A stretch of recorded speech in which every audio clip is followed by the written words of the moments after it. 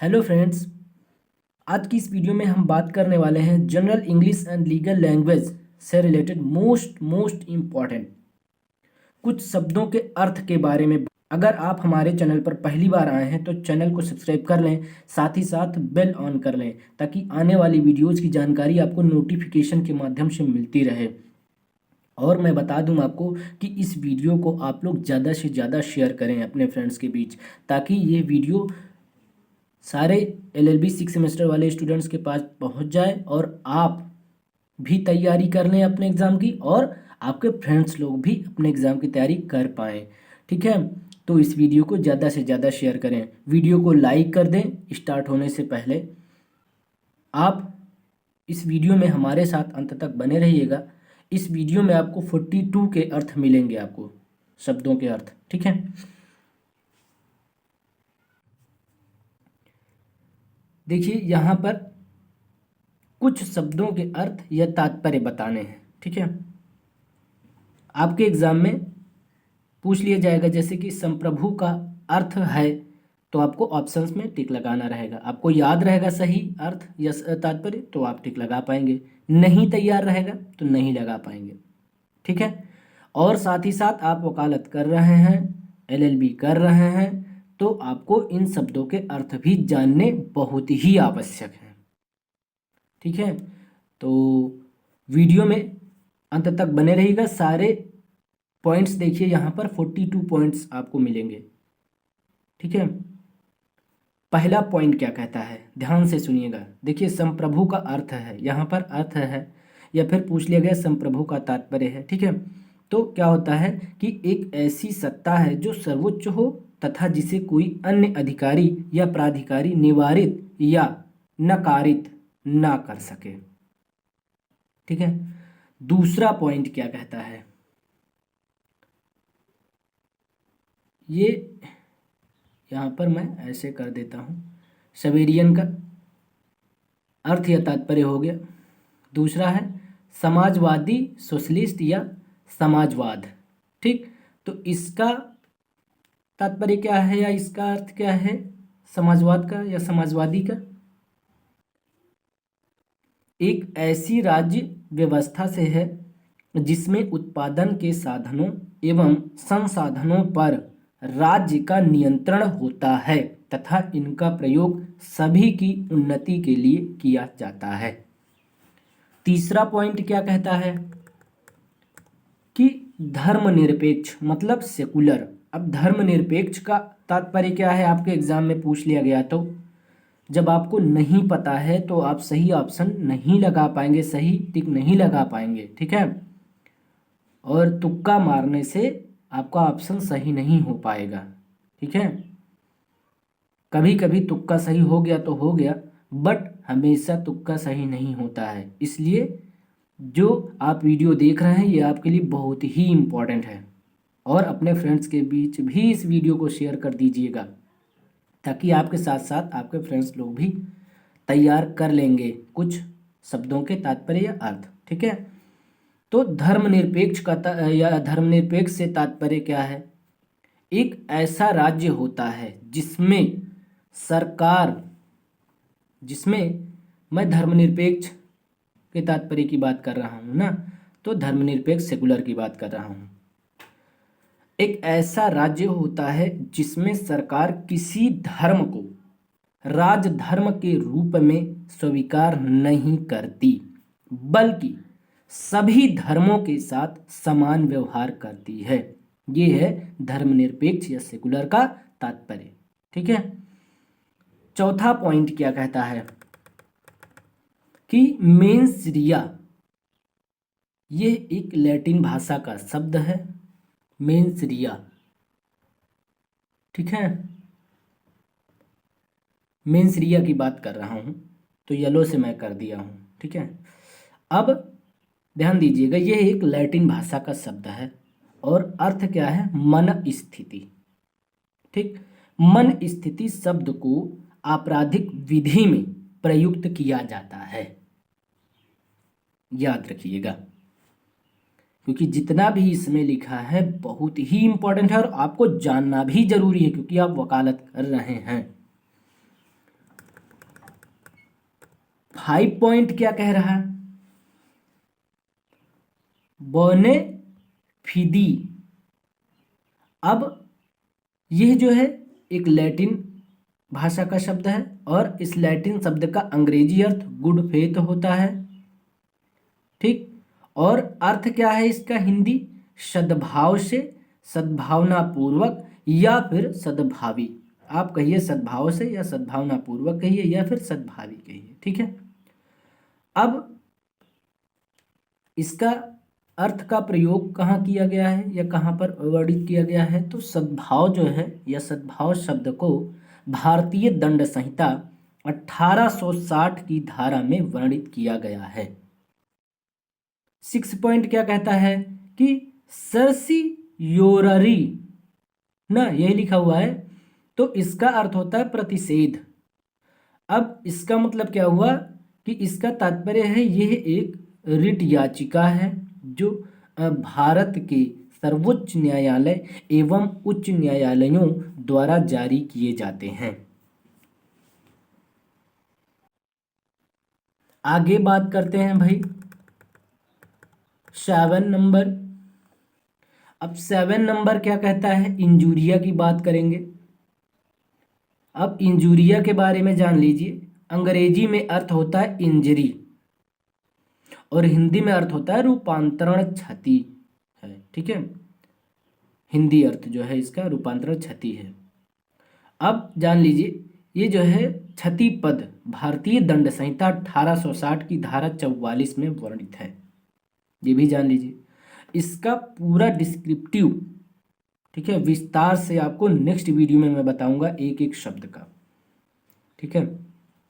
लेकिन अभी आपके एग्जाम चल रहे हैं तो एग्जाम टाइम वो वीडियो आपको नहीं मिलेगी क्योंकि आपके लिए एमसीक्यू एग्जाम है, इसलिए इतना पर्याप्त है आपके लिए, ठीक है, आपके एग्जाम के लिए। तो इतना आपको तैयार करना है एमसीक्यू के लिए। अब 8 पॉइंट में लिस पेंट्स की बात की गई है, तो यह भी एक लैटिन शब्द है और हिंदी अर्थ होता है लंबितावस्था या विचाराधीन। अब इस शब्द का प्रयोग किसी वाद या कार्यवाही के लंबित रहने के दौरान किया जाता है। 9 पॉइंट कहता है लोकस स्टैंडी। इनमें से आपको कोई भी शब्द का तात्पर्य या फिर अर्थ पूछा जा सकता है आपके एमसीक्यू में, ठीक है। इसीलिए मैंने मुझे जितने भी इम्पोर्टेंट पॉइंट लगे, क्योंकि ये पूछे जा चुके हैं LLB 6 सेमेस्टर के जब डिस्क्रिप्टिव होता था पेपर, ठीक है, जब डिस्क्रिप्टिव पेपर होता था तब पूछे जा चुके हैं। इसलिए मैंने आपको इनको दिया है कि इसमें से तात्पर्य या अर्थ जरूर पूछे जाएंगे और आएंगे भी आपके एग्ज़ाम में। 42 है, 42 में से 100% 1 से 2 तो 100% आपको मिलेंगे ही मिलेंगे, लेकिन इनमें से कौन कौन से आएंगे ये मुझे नहीं पता, ना आपको पता है। तो इसलिए सारे तैयार करिए। और आप वकालत कर रहे हैं, फिर से दोहरा रहा हूँ, आप वकालत कर रहे हैं, इसलिए आपके लिए बहुत ही ज़रूरी है, ठीक है, जानना। 10 पॉइंट क्या कहता है भाई? लोकस स्टैंडी के बारे में बता दें। ये एक लैटिन शब्द है और हिंदी अर्थ होता है सुने जाने का अधिकार या तात्पर्य जिसे कहते हैं। मतलब लोकस स्टैंडी का तात्पर्य है सुने जाने का अधिकार, ये भी कह सकते हैं आप, ठीक है। तो ये भी जान लीजिए किसी कार्यवाही को किए जाने का अधिकार या फिर किसी वाद कारण को चुनौती दिए जाने के अधिकार के लिए इस लैटिन शब्द का प्रयोग किया जाता है। अब आगे 10 पॉइंट में बात करेंगे कि रेस गेस्टे। तो रेस गेस्टे का मतलब क्या है, इसका तात्पर्य क्या है? यह एक लैटिन शब्द है, ये जान लीजिए, और हिंदी अर्थ जो होता है संबंधित तथ्य या कार्य होते हैं, ठीक है। अब जान लीजिए इस लैटिन शब्द को भारतीय साक्ष्य अधिनियम 1872 की धारा 6 में प्रयोग किया गया है, ठीक है। क्योंकि प्रयोग भी पूछा जाता है और आप भी जाने, क्योंकि जानने की ज़रूरत है आपको। वकालत कर रहे हैं तो लॉ कर रहे हैं तो आपको इन शब्दों के अर्थ जानने जरूरी हैं। 11 पॉइंट क्या कहता है?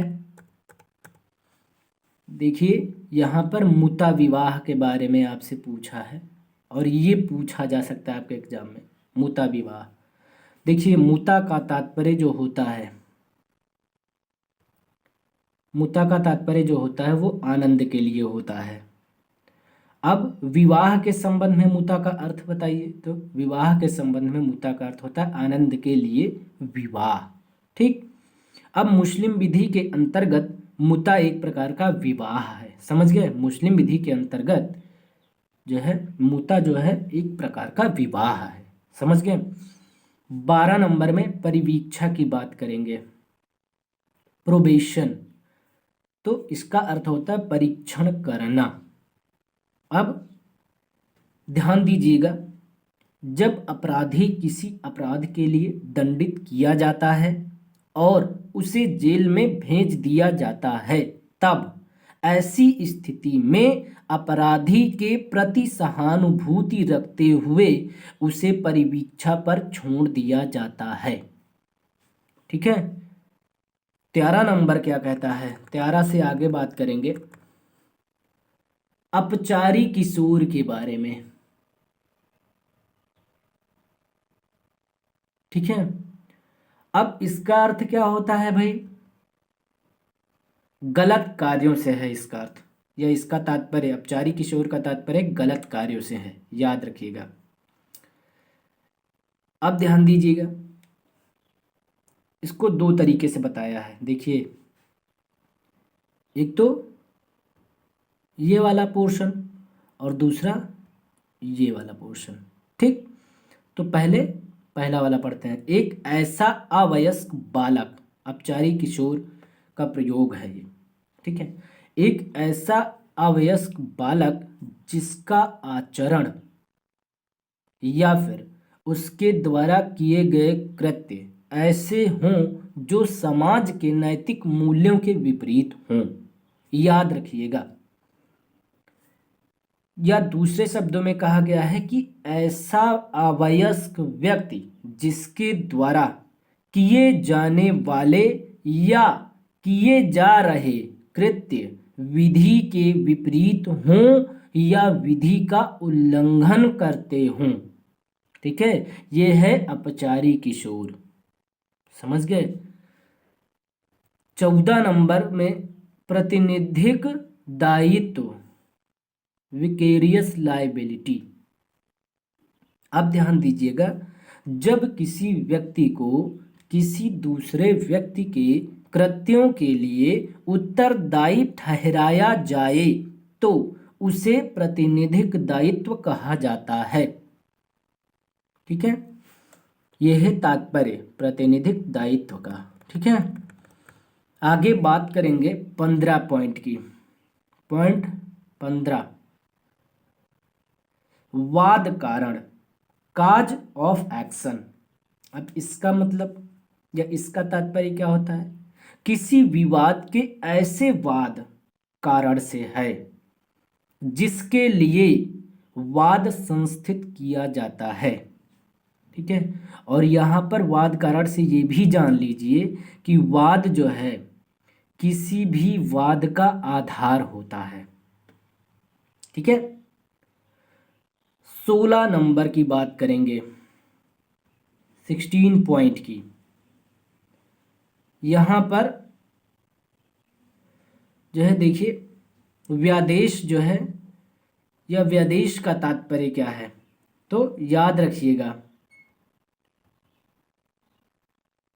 व्यादेश एक न्यायिक आदेश होता है। क्या होता है, व्यादेश मतलब इंजंक्शन एक जो है न्यायिक आदेश होता है, समझ गए। 17 नंबर क्या कहता है, एड इंट्रीम। ओके, यह लैटिन शब्द है। एड इंट्रीम यह लैटिन शब्द है। हिंदी अर्थ जो है अंतरिम न्यायालय द्वारा अंतरिम आदेश दिया जाता है, इसका मतलब या इसका तात्पर्य। ठीक है। आगे जान लीजिए, अंतरिम न्यायालय मतलब अंतरिम न्यायालय द्वारा अंतरिम आदेश दिया जाता है। तो यहाँ पर ध्यान दीजिएगा, जहाँ किसी वाद या कार्यवाही में न्यायालय द्वारा अंतिम निर्णय दिए जाने के पूर्व, समझ गए, अंतिम निर्णय दिए जाने के पूर्व मतलब पहले न्याय के उद्देश्यों की प्राप्ति हेतु तत्कालिक अनुतोष प्रदान करने के लिए कोई आदेश दिया जाता है तो उसे अंतरिम आदेश कहा जाता है। अब 18 नंबर की बात करेंगे। 18 नंबर में क्या लिखा हुआ है? ऑडी अल्ट्रिम पार्टिम, यह एक सूक्ति कहिए, ठीक है। अब इसका हिंदी अर्थ क्या होता है? दूसरे पक्ष को भी सुनो, ठीक। अब यह जो है नैसर्गिक न्याय का मूलभूत सिद्धांत है, समझ गए। ये जो है नैसर्गिक न्याय का मूलभूत सिद्धांत है और इस सिद्धांत का प्रयोग सदैव न्यायिक प्रक्रिया को पूरा करने के लिए तथा न्याय के उद्देश्यों की प्राप्ति के लिए किया जाता है। बहुत ही इंपॉर्टेंट है। आगे बात करेंगे 19 से आगे। 19 कहता है कॉर्पस पजेसनीस, ठीक है। इसका अर्थ क्या होता है? मैं बात कर रहा हूं 19 नंबर की, जो कि येलो कलर से मैं कर दे रहा हूं इसको, ठीक है। अब यहां पर अर्थ जो है इसका, या कॉर्पस पजेसनीस से तात्पर्य क्या है कि कब्जे का काम या भौतिक तत्व, ठीक। अब ध्यान दीजिएगा, मैंने इसको थोड़ा सा और आगे बता दिया है डिस्क्रिप्टिव में, ठीक है, इतने पॉइंट्स, और अच्छे से मतलब पूरी तरह से विस्तार से मैं नेक्स्ट वीडियो में मैं ज़रूर नेक्स्ट वीडियो बनाऊंगा। इसके अंतर्गत 3 तत्व समाहित हैं, समझ गए, कॉर्पस पजेसनीस में। कौन कौन से? एक तो प्राकृतिक कब्जा, दूसरा अभिरक्षा और तीसरा निरोध, ठीक है। आगे बात करेंगे 20 नंबर की। डैमनम साइन इंजूरिया, मैंने सभी उस तरह के शब्दों को शामिल किया है इस वीडियो में जो आपके एग्जाम में पूछे जा सकते हैं, ठीक है,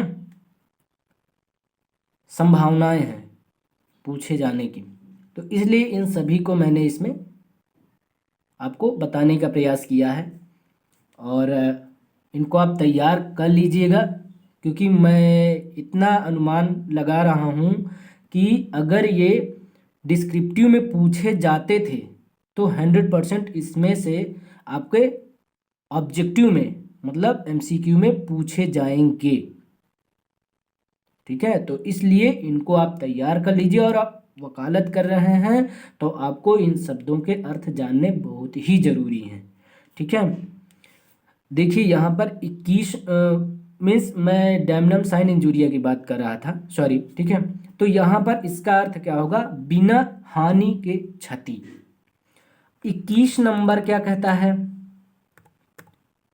कुछ चीज़ों को मैंने देखा कि यहाँ पर इसका जो है थोड़ा सा डिस्क्रिप्टिव पॉइंट बता दूँ थोड़ा सा, तो जहाँ पर मुझे लगा कि मैं इसको बता दूँ तो वहाँ पर मैंने बता दिया है, ठीक है। और आपको यह आपकी जिम्मेदारी है कि आप इसको तैयार करें, ठीक है। यहाँ पर 21 नंबर में ध्यान दीजिएगा। अब मैंने जो ये बताया आपको 20 नंबर है डैमनम साइन इंजूरिया, इसका तात्पर्य या इसका अर्थ पूछा जा सकता है, तो आपको याद रखना है बिना हानि के क्षति, ठीक है। 21 नंबर इप्सो फैक्टो। इप्सो फैक्टो का अर्थ जो है या इप्सो फैक्टो से तात्पर्य होता है तथ्यों से स्वतः प्रतीत होना, ठीक है। अब इसको इतना बड़ा आपको दिख रहा होगा कि क्यों इसमें सर ने लिख दिया है और किसी में जो है ज़्यादा विस्तार से नहीं बताया है, तो जहाँ पर मुझे लगा है आवश्यकता है वहाँ पर मैंने बता दिया है, ठीक है। लेकिन इसके लिए मैं अलग से वीडियो बनाऊंगा, फिर से कह रहा हूँ आप लोगों से। तो आप यहाँ पर देख लीजिए, मामला चाहे सिविल हो या आपराधिक, जब उसके तथ्यों से जो कि मामले के निराकरण हेतु आवश्यक हो, कोई स्वतः जानकारी रखता है या फिर स्वतः प्रतीत होता हो तो इसे इप्सो फैक्टो कहा जाता है। ठीक है, अब 22 नंबर की बात करेंगे, रेस इप्सा लोक्यूटर। अब यहां पर ध्यान दीजिएगा,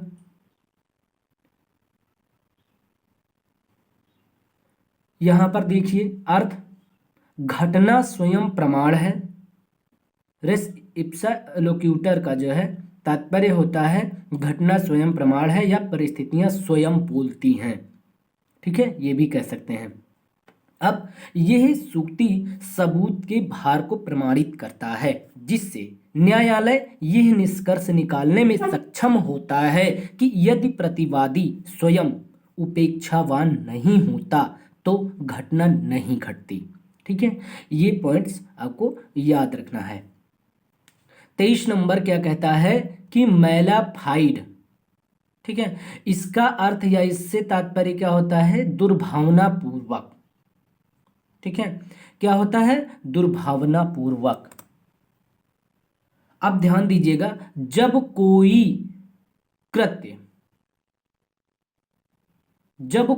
कृत्य चाहे वह सिविल हो या आपराधिक दुर्भावनापूर्ण तरीके से किया जाए तो उसे दुर्भावनापूर्वक कृत्य कहा जाता है। ठीक है, 24 नंबर की बात करेंगे। 24 नंबर क्या कहता है, नोस्चर ए सीज। इसका तात्पर्य है संयुक्त शब्दों की ग्राह्यता। ठीक है, क्या होता है, संयुक्त शब्दों की ग्राह्यता। ओके, अब 25 नंबर क्या कहता है, उबी जस आईबीआई रिमेडियम। अब इसका अर्थ क्या होता है या इससे तात्पर्य क्या होता है कि जहां अधिकार है वहां उपचार है। 26 नंबर में क्या कहता है, डी जूरे। अब इसका अर्थ क्या होता है भाई या इससे तात्पर्य क्या है, विधिता। ठीक है, 27 नंबर में इन पारी मटेरिया। तो यहां पर अर्थ क्या होगा इसका, इन पैरी मटेरिया का अर्थ जो है या तात्पर्य एक ही बात का या फिर कहिए एक ही विषय पर। ठीक है, आगे 28 नंबर में देखिए, लेसेस फेयरे ना। तो यहां पर देखिए अर्थ या तात्पर्य क्या होता है कि व्यक्तिगत कार्यों में सरकार द्वारा हस्तक्षेप ना किया जाना, इसका तात्पर्य है ये। ठीक है, अब 29 नंबर में क्या कहता है, एक्टियो इन रेम। तो इसका तात्पर्य क्या होता है या अर्थ क्या होता है कि लोक लक्ष्य अधिकार या कहिए सर्व संबंधी अधिकार। ठीक है, लोक लक्ष्य अधिकार को सर्व संबंधी अधिकार भी कहते हैं, ध्यान दीजिएगा, मतलब एक्टियो इन रेम को। ठीक, अब 30 नंबर में एनिमस डोमिनी है। तो इसका तात्पर्य क्या होता है या अर्थ क्या होता है, कब्जे का धाराशाय संपत्ति पर कब्जे के दो रूप होते हैं। अब यहां पर कब्जे का काय होता है और कब्जे का आशय होता है। 31 नंबर में क्या कहा है, 31 नंबर में क्या कहा है भाई, लेक्सफोरी। अब लेक्सफोरी का मतलब या लेक्सफोरी से तात्पर्य क्या है कि स्थानीय विधि से है।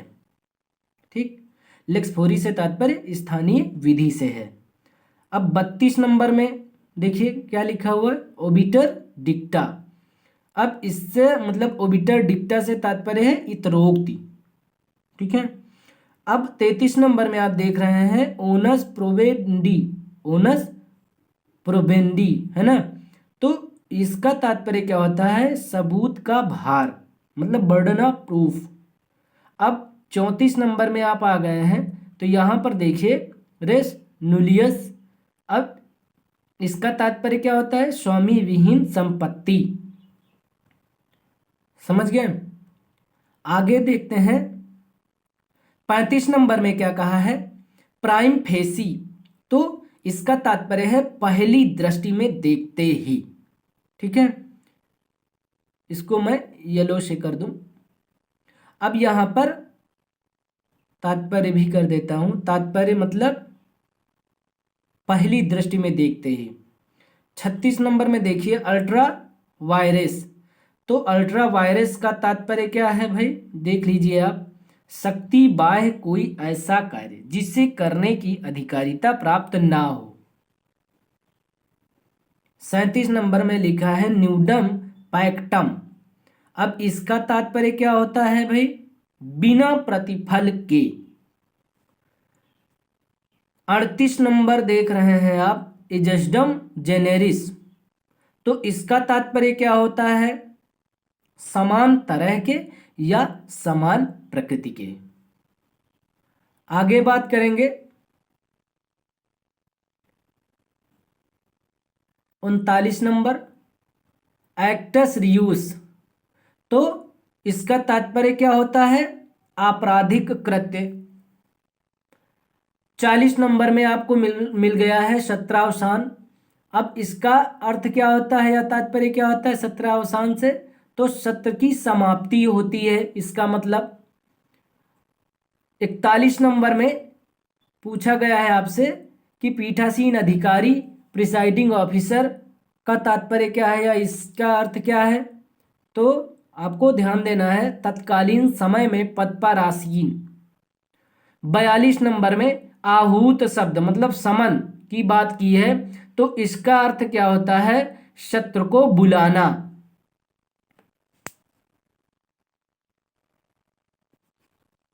आई होप कि आपको वीडियो पसंद आई होगी। वीडियो को लाइक करें, नहीं किए हैं अभी तक तो, और चैनल पर नए हैं अभी तक सब्सक्राइब नहीं किए हैं चैनल को तो सब्सक्राइब कर लें, साथ में बेल ऑन कर लें ताकि इसी तरह की इम्पोर्टेंट वीडियोज आपको टाइम पर मिलती रहें। ठीक है, और इस वीडियो को अभी तक शेयर नहीं किए अपने फ्रेंड्स के बीच तो शेयर कर दें क्योंकि बहुत ही इम्पोर्टेंट वीडियो है। ठीक है, तो शेयर ज़रूर करें। और आज के लिए बस इतना ही।